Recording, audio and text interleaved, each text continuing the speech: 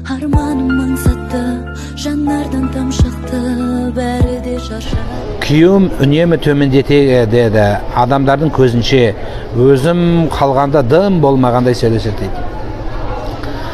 Еркек адам өзінің әйелін елдің алдында болсын, мейлі жеке қалғанда болсын, абыройын түсіруі, ол өзінің абыройын түсіруі. Өйткені Алла тағала саған жарғып берген әйелдің қадірін білмей, өзің аяғына бассаң, сүмірейіп сол әйеліңе күнін қарайтын болады, асықпасаң.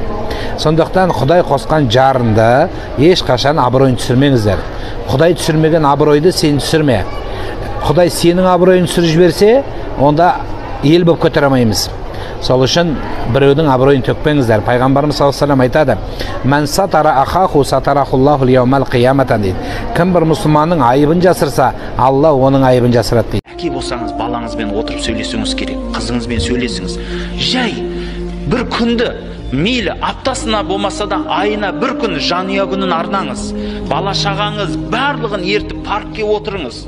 Бірге пицца жеңіз, мороженое жеңіз, ішіңіз. Араласу керек, қызық көріңіз бірге, киноға барыңыз, одан шығып парк аралаңыз, бала шағаңызды ертіп алып. Бұл міндет ол. Үйтіп араласпасаң, сіздің мәмілеңіз кетеді араңызда.